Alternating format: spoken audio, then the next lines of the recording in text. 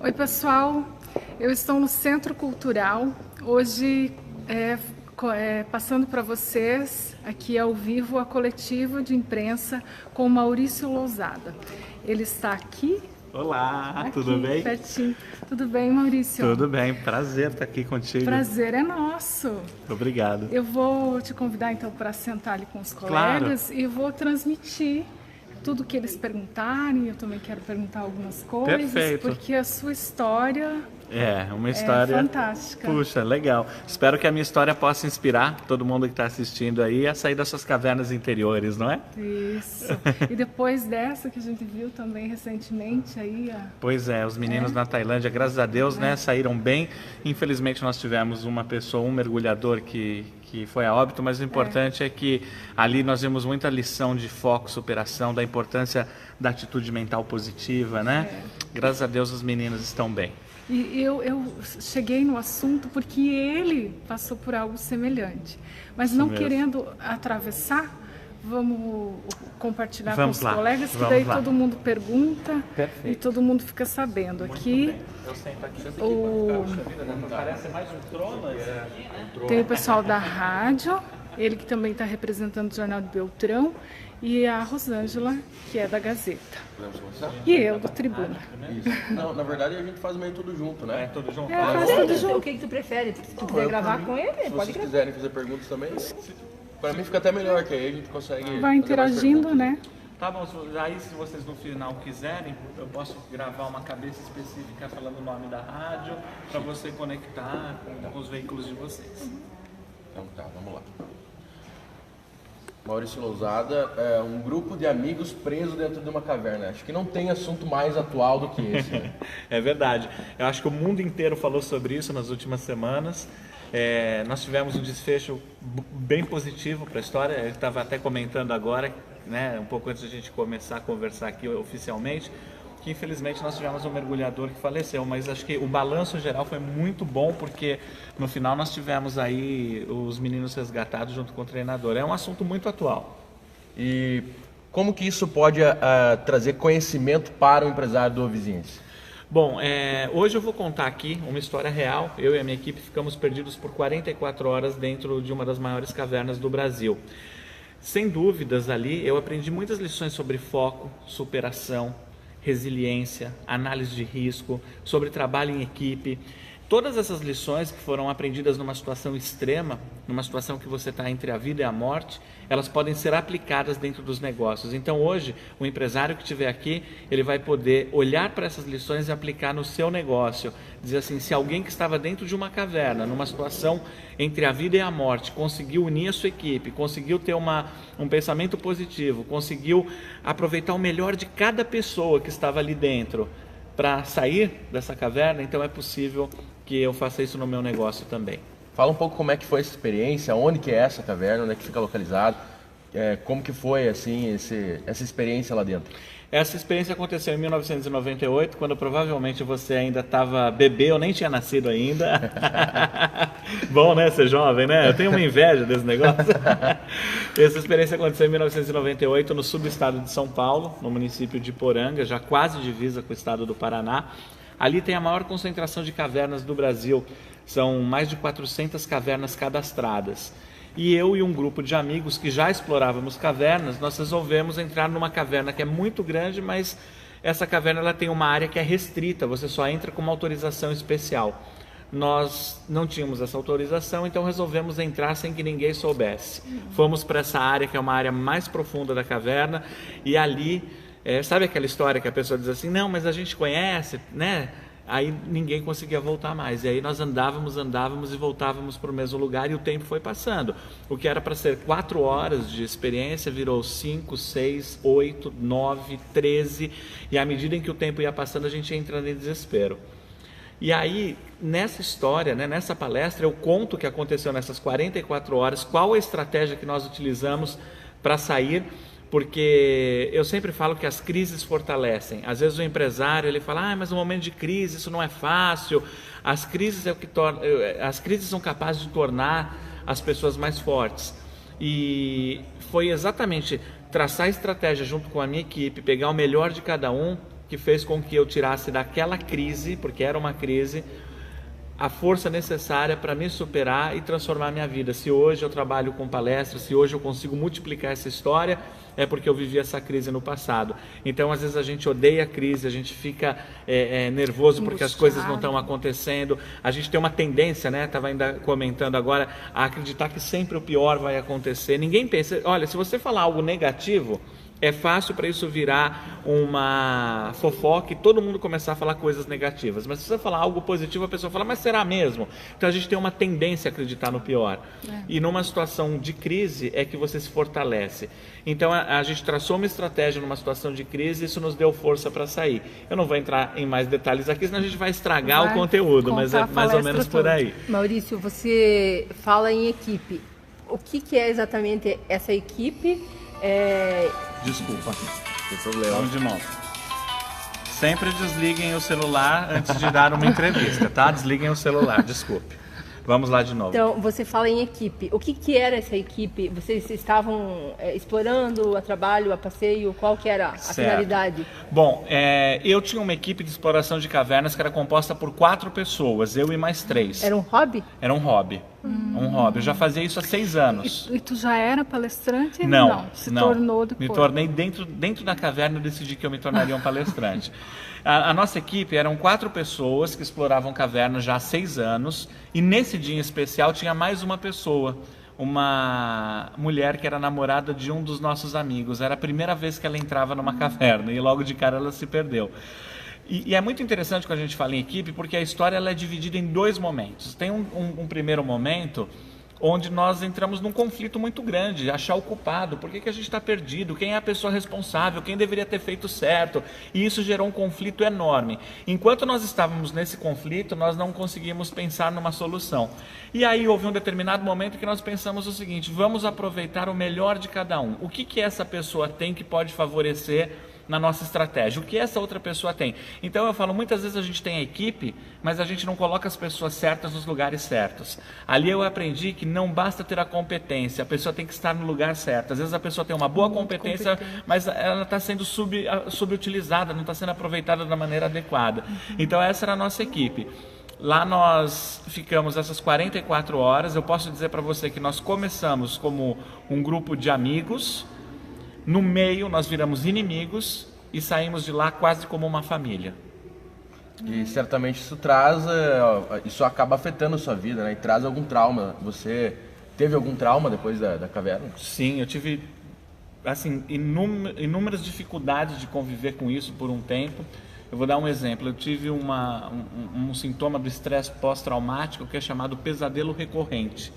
Eu tive que passar por uma situação bem difícil dentro dessa caverna, que eu não vou revelar aqui, senão vou estragar para quem está lá vendo ao vivo. Depois, provavelmente quem está vendo ao vivo pode vir aqui, né? Tem que vir. Tem que vir, eu estou esperando. E eu vou revelar essa situação que me levou muito próximo da morte.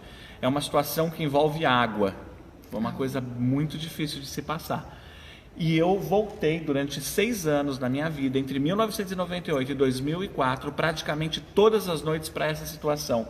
Os psicólogos chamam isso de pesadelo recorrente, faz parte do estresse pós-traumático. E eu tive que fazer tratamento com vários psicólogos para conseguir superar isso parcialmente, porque ainda hoje eu tenho pesadelos que me levam de volta para aquela situação. E quando você viu a notícia das crianças, o que você sentiu, o que passou aí na tua cabeça? Aquilo me abalou muito, porque quando eu fiquei sabendo, eles ainda não tinham sido encontrados. E o tempo foi passando. 1 dia, 2 dias, 3 dias, 4 dias. E eu disse, se eles estão na mesma situação em que eu estava, eu fiquei 2 dias. E foi muito traumatizante. Imagine o que seriam 4, 5, 8. Eles foram descobertos por uma equipe de mergulhadores ingleses no 9º dia. Imagina que são 9 dias você dentro de um espaço confinado sem saber se alguém vem te buscar, sem comida, por exemplo. Não é nada fácil. Então aquilo mexeu muito comigo. Quando eu fiquei sabendo que eles tinham sido encontrados, você pode pensar, você teve um alívio. Eu não tive um alívio porque eu sabia a condição da caverna. Eu sabia que tirá-los de lá não seria algo fácil. Na verdade, tudo estava começando quando eles foram encontrados. Você passar pessoas... O espelho mergulho, que é o mergulho em cavernas, é considerada a 2ª atividade mais perigosa do mundo. Ela só perde para uma atividade que é astronauta. Ou seja, só é mais perigoso ser astronauta do que mergulhar em caverna. Agora você imagina... 12 meninos mais um treinador que nunca mergulharam, de repente ter que fazer a segunda atividade mais perigosa do mundo. Eu sabia que aquilo não era fácil, então aquilo começou a mexer comigo. E foi isso que me motivou a gravar um vídeo e mandar para o governo da Tailândia para que eles colocassem esse vídeo dentro da caverna para os meninos. Então eu e juntamente com o minerador chileno, fomos as pessoas que mandamos vídeos. E eu não tenho certeza até hoje se esse vídeo foi passado para eles ou não, mas foi enviado ao governo da Tailândia. E quem era o Maurício antes da caverna, antes dessa história toda?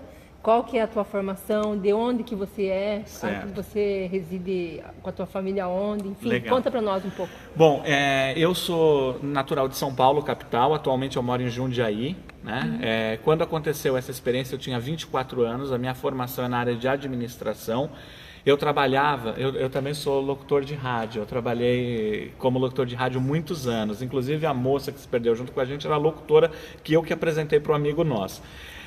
Na época eu era locutor de rádio, eu trabalhava numa rede de rádio chamada Rede American Sat e não fazia nenhum trabalho com treinamento e com nada. Minha formação é na área de administração e eu trabalhava com comunicação.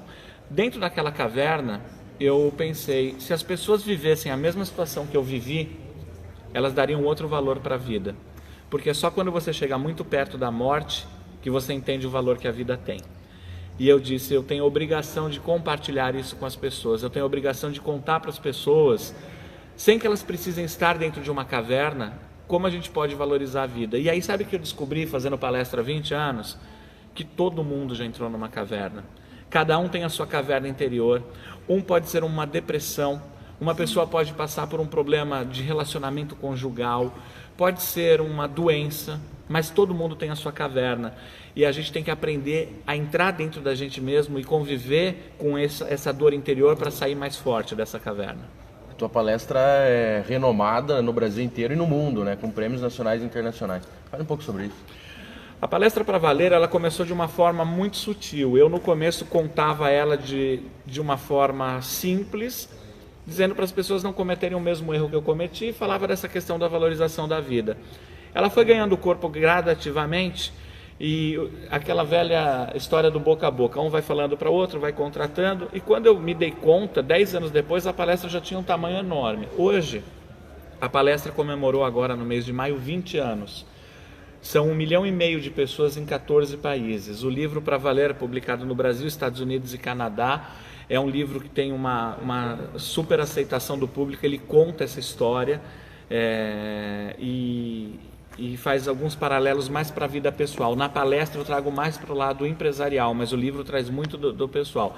E esse sucesso ele se deu muito por um convite que eu recebi do Latin American Quality Institute, que é um instituto de qualidade da América Latina, para fazer uma palestra para 500 empresários da América Latina. E aí começaram a vir convites de todos os países. Então eu já estive em Colômbia, México, Panamá, Chile, Bolívia, Estados Unidos, aí já não é América Latina, mas é América, enfim. Ela ganhou esse corpo por isso. E eu acho que ela é um sucesso, não é porque, obviamente, não é porque é o Maurício que conta. Ela é um sucesso porque ela, no fundo, conta a história de cada um de nós. Cada um que está dentro da plateia, essa pessoa se identifica com a história.